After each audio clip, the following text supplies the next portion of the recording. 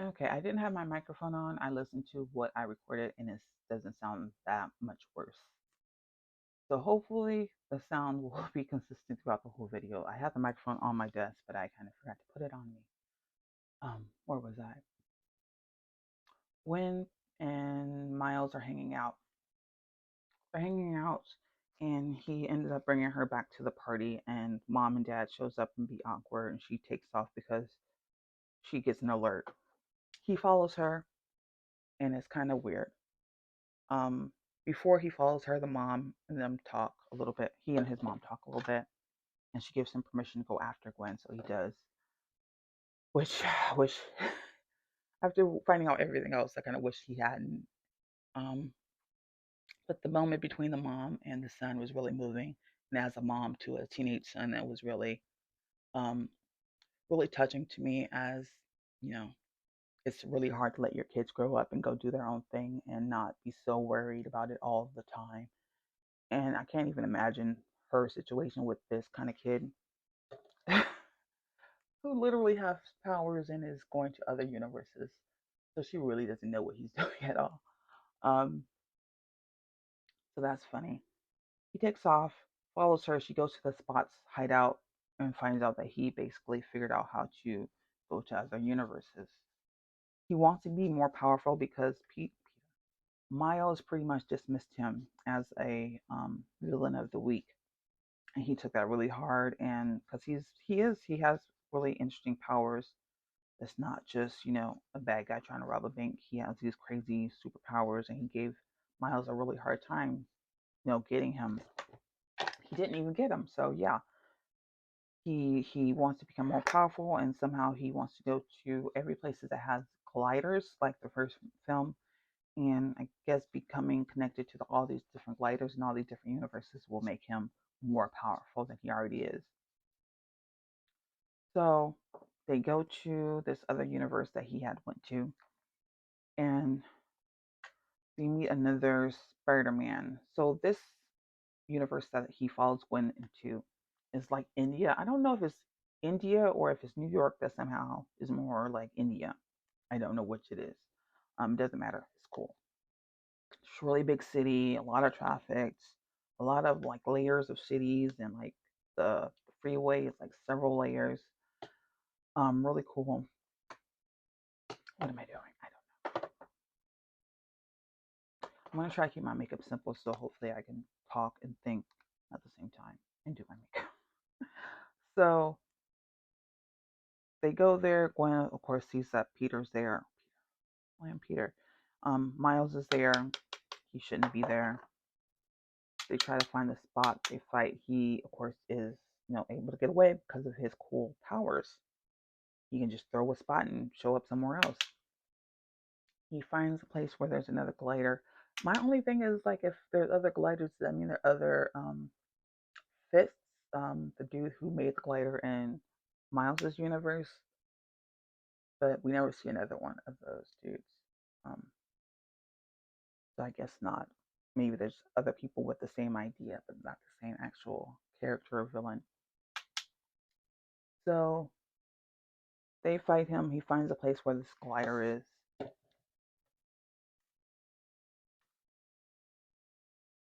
He finds this place where this glider is. They fight. They keep talking about this other Spider-Man named Hobie. And like Gwen has kind of mentioned him before when they were in Miles' universe. Hobie this, Hobie that. She kind of crashes at Hobie, so he's kind of confused, like what's their relationship? Of course, he's jealous. And Hobie finally shows up because I guess they just asked for reinforcements because it was so difficult trying to deal with the Spot dude. He shows up and he has like locks and he's like a English rocker with this heavy English accent, and he's an anarchist and he's anti-establishment and all this and that.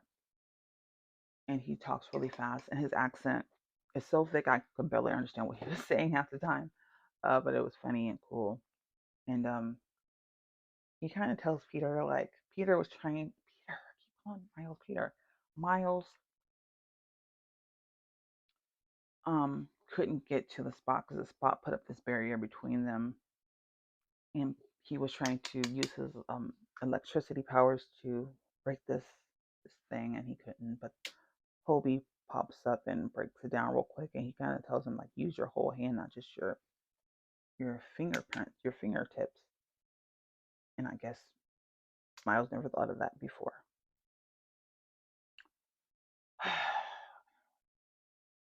um,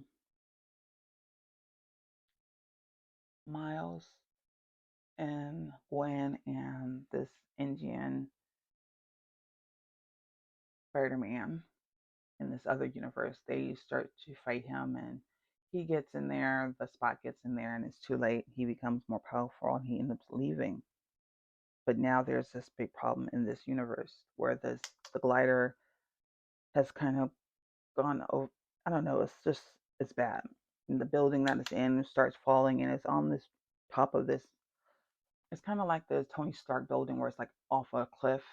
The whole side of the building falls off, starts going down the city. So like no matter how you slice it, thousands upon thousands of people die in this movie. I don't know why they always trying to make it seem like no, everyone was saved. Like there ain't no way in hell the four of them saved all those people from getting crushed from this big ass building falling down the city. And I do mean down the city. It's like I don't know the way they drew it seems like there were so many buildings underneath that building and a freeway and a bridge, and eventually it like comes down on the bridge, and Peter Miles try to save this little girl who's being saved by this cop, and Gwen tries to stop him, and it seems like she's trying to stop him from getting killed on this bridge that's gonna fall, and it's just really bad. But he saves this guy and this little girl, and the Indian Spider-Man saves his girlfriend who was on a bus, but thousands of people died. And for some reason, they start clapping. Like, they saved these people. But I'm like, all those other people in those other cars on the other part of the bridge died. Why are people clapping? There's no doubt tons of people dead or stuck under some rubble in this situation. There's no way that didn't happen. There's no way. Thousands of people are dead or dying right now, and y'all are standing on this bridge clapping for these spider people. That annoyed me. Because it's just like, no, we don't have time for that. We got to go get the other people that maybe is not dead, maybe are still alive under some rubble, some children maybe. Let's clap later. So a bunch more, a bunch more of the spider people show up, and now they're gonna go to. They're trying to contain this big growing spot that's happening in this universe. Something's very, very wrong, so they're trying to contain it from getting worse. And they're again not talking about the fact that people just died and are probably buried under some rubble. I don't understand. Okay, so now Miles gets to go to this multiverse, and again, Gwen has said to him several times that this is like a small elite group. They go to this Spider Verse headquarters, and it's hundreds of these fools. It's hundreds, maybe thousands of these different spider people from all over the different Spider Verses.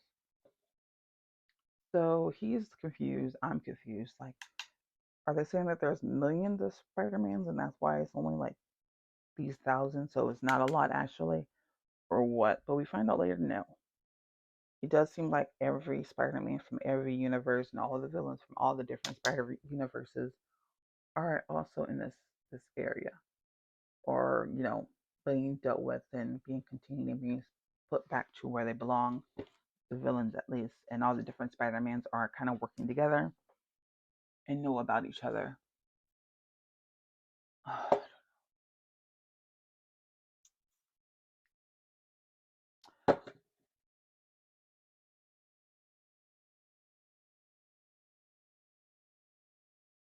So,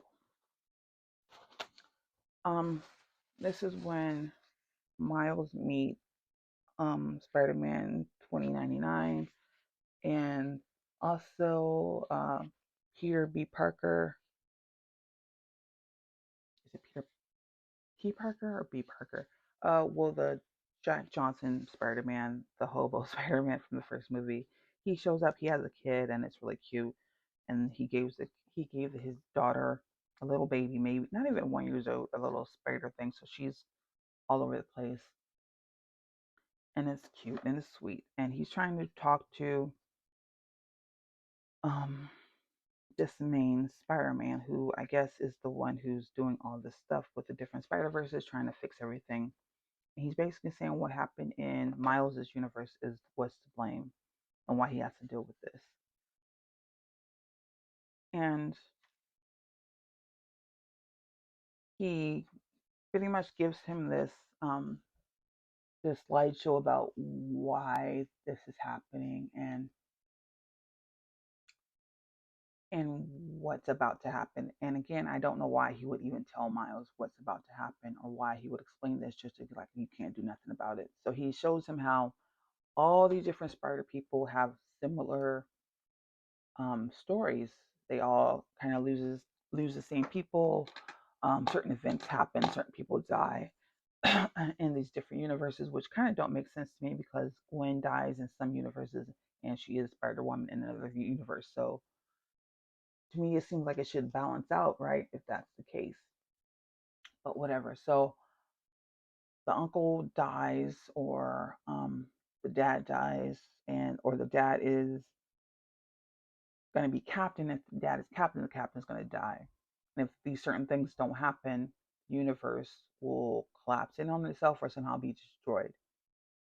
And that might actually not just affect that universe, but other universes. That doesn't make sense to me, but that's kind of how they explain it in the movie. So they basically tell him, your dad is the captain, so he's probably going to die. And not only that, but he's going to die in like 3 days, I think the woman said. So Spider-Man 2099 has like this computer program, like Jarvis, this woman, I don't remember her name. And she basically says he's going to die in a few days.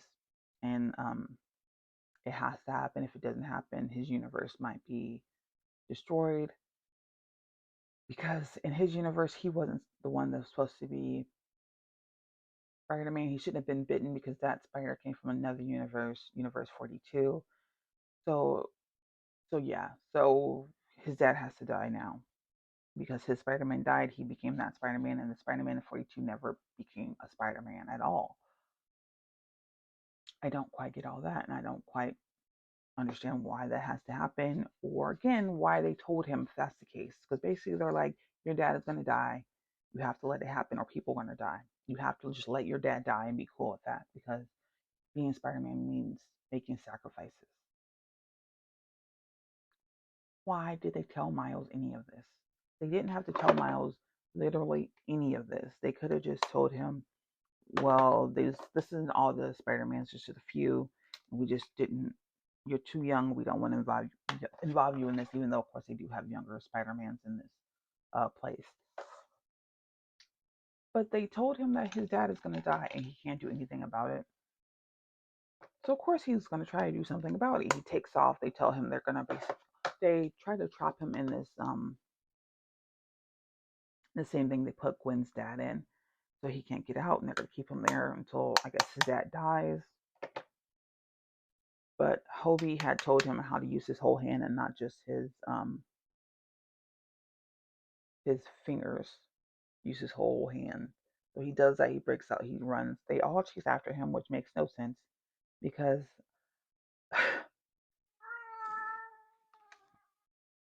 do you want?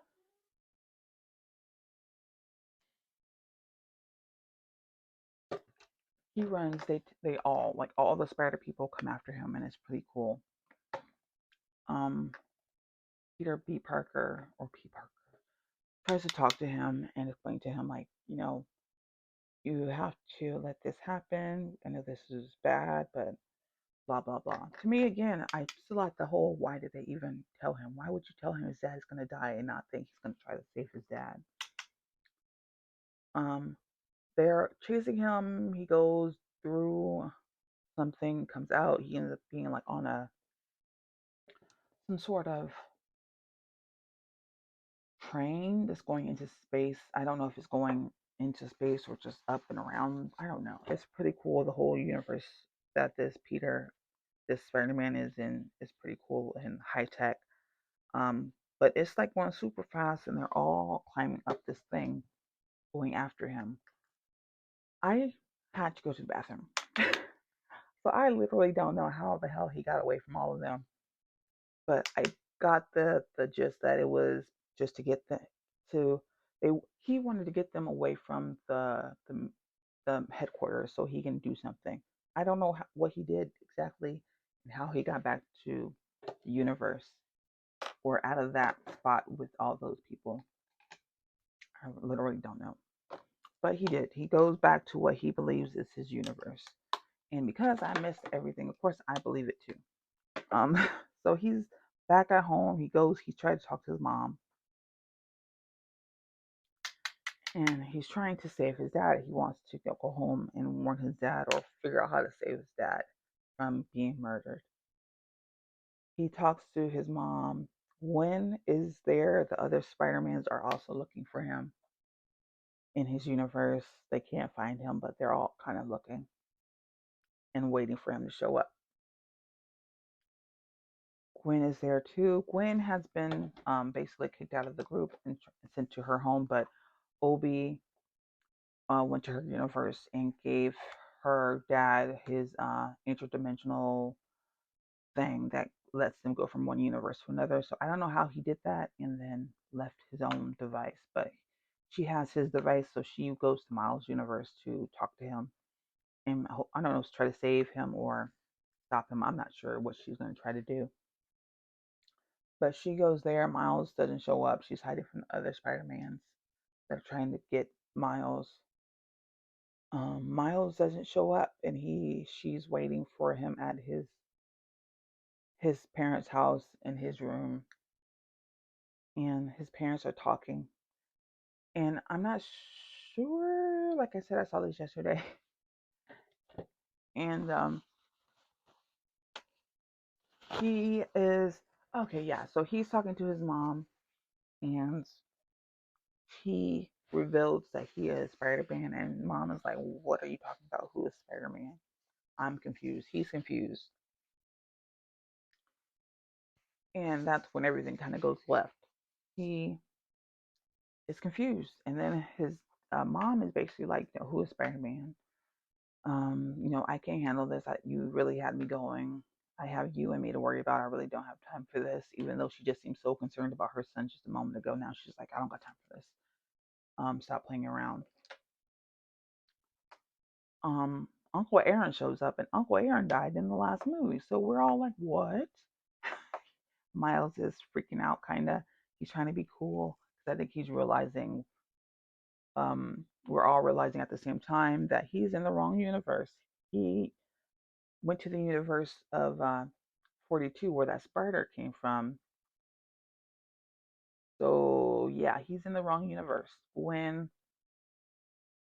goes into Miles' room and it's empty, but she hears Miles' parents talking. And I think at this point she also realizes that he's not in this universe. There's some mistake. He went to the wrong universe. So she comes out of his room and talks to his parents for some reason. Like, why would you do that? Why would you make them worry or freak out about where he is, or why are you a weirdo in their son's room? Um, she kind of talks to them and leaves and tries to go figure out what's going on with Miles, what universe he's in, or maybe she figured it out right then and there. I'm not sure. I don't remember. But Gwen gets the other Spider-Man. She goes to get Peter P. Parker, and I'm pretty sure he brought his daughter again, who is wearing like this knit Spider-Man mask. The whole movie is really cute. Um, I don't know what I'm doing. She gets the other ones and several of the other Spider people who seem to be on Miles' side and wants to help Miles. Cool, great. But Miles is knocked out. He goes with Uncle Aaron up to the roof, and it seems very obvious that he's like a criminal, and now he's helping his uncle do criminal stuff. and he's talking about some sort of uh, job that they're gonna do that night. So Miles is kind of weird, and Uncle Miles is looking at him like, "What's going on? Happy?"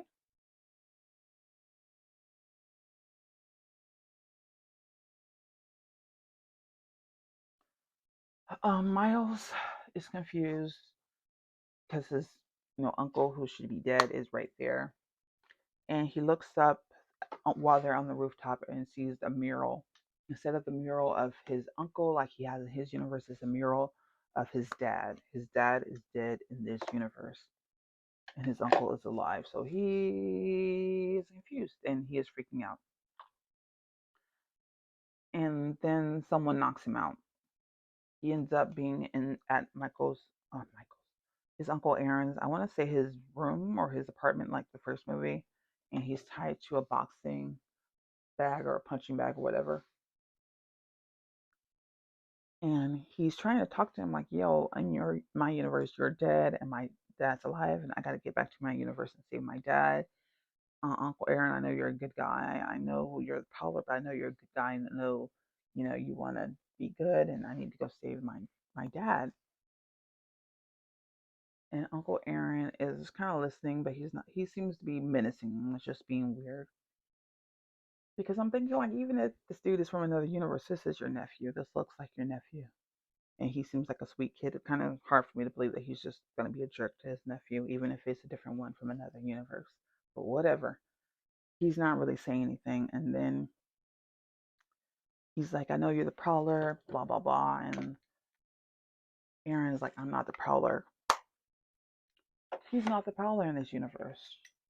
Miles is the Prowler because he just shows up and he has like these long braids and he's in the Prowler um, costume. And it's really weird for Miles to be this angry, intimidating dude in this universe. And Miles is basically saying, like, "In my universe, my dad is alive and I can save him. You gotta help me." And he says, "Your dad," or the bad Miles is like, "Your dad," as if he doesn't care. This is his universe and he's a bad guy, and that's that.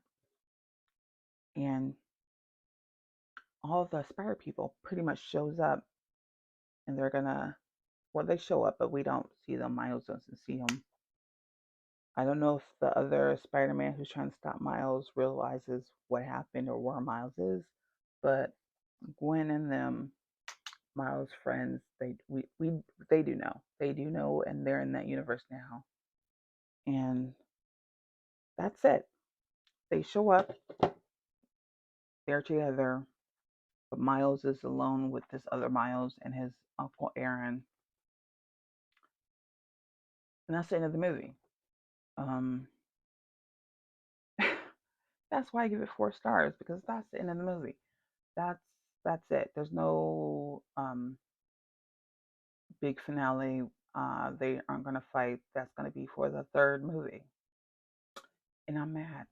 I was really looking forward to what was happening right then and there, but we gotta wait for the third movie to find out what happens with Miles and this other Miles and uh, the whole Spider Society that's coming after them. We have no idea. I guess that makes sense. That was a lot of movie. I'm not sure how long it was. It was pretty long, and I was kind of surprised by the twist because the twist meant that now we got to fight this new Miles and deal with all that. But I was ready for that to happen now, not the next movie. So I was really hyped, and then it was over. Um, and to me, that it was like this big, big cliffhanger, and I understand that setting up for the sequel, but I didn't want to see. I wanted it to be, what it was going to be this movie, not the next movie, and do a sequel about another villain because we still have the Spot dude. The Spot dude, nothing happened with him. He does what he wants to do and went to another dimension. And oh no, he went to Miles' universe, so he wants to hurt Miles. So I don't know if that's always what it was supposed to be, that Miles' dad's gonna die by the Spot or what. But that's still a thing. That's still a problem. So they should have, to me, they should have ended his situation before we dealt with this new Miles. Maybe the new Miles won't be a big villain. Maybe he will just, be cool and help him out immediately, and that'll be the big villain. The Spot Dude will still be the big villain for the movie, the next movie. But to me, I feel like they should have ended it, one of them, like end one storyline before you start a whole new one instead of adding another one to the second movie. And one of them could have been saved for the next movie, but there was no closure on this one. I think it was nice that Gwen's dad, when Gwen went back to her universe because they kicked her out, she and her dad talked, and that was cool that he stopped tripping and wasn't trying to arrest her anymore. But still, it was like, um, Miles' dad is still in trouble, and the Spot Dude is still out there, and now we got to deal with evil Miles. I don't know if he's evil. He's the Prowler, and the Prowler was a criminal in the other universe, so I'm assuming he's a criminal in this universe also. So I wish they had closed up one of the plot points that they started in this movie instead of just starting another one at the very end. So now we're hanging on two major things: what's happening with the Spot Dude and what's going to happen with this new Miles, and how bad is he? But like I said, the movie is pretty great. That was my only issue, is that they just gave us another problem, and we didn't even finish or have a solution to the first problem that we had of the movie. And other than that, I loved it. I thought it was pretty great. The art again was pretty awesome. The different art styles of the different universes, and when they kind of meshed together, that's pretty cool. Another cool thing was when he went to the Spider headquarters place. Childish Gambino, who is the Prowler, I believe he's Uncle Aaron in the um, in the Tom Holland Spider-Man movies. He was in the first movie, I want to say, and so he was in there. He was in like a jail cell, waiting to be put back to his universe, and he was like, a live action person in this animated universe, and that was kind of funny and cool. If you didn't know who he was, it probably would have went over your head, and you just been like, "Why is this random human in this cartoon world?" But hopefully, most people have seen the other Spider-Man movies and understood the reference. And also, when Spider-Man 2099 was telling him about all these connections to the universes, all these bad things happen to all the different Spider-Mans, they were also showing clips from like the cartoon that came out a long time ago, and from the Tobey Maguire movie and the Andrew Garfield movies. So they were basically saying, yeah, this is all, we're all connected. And he also referenced, uh, the Tom Holland movies about what happened with Doctor Strange in that universe. So it's all connected, and I guess maybe possibly some people have said maybe Miles can be in the live action movies. I don't need that. I don't know why everyone wants cartoon situations or cartoon stories to be live action. I like animation. I like cartoons. I like anime. They should be able to just stand on their own. They're good. They don't need to always be live action or done in another medium in live action. Like live action is the end all be all. It's not. Animation is just as good. You don't need to live action animated stuff. It's unnecessary. It's good as is. So I really don't care if they do that. I think these movies are pretty awesome and amazing, and I'm just kind of sick of how people underestimate or look down on animation. No matter how many great animated movies that come out, people still act like it's not good enough. It can't, go up against live action, and it can. It can be better. Like the first one was better than a lot of movies that came out that year.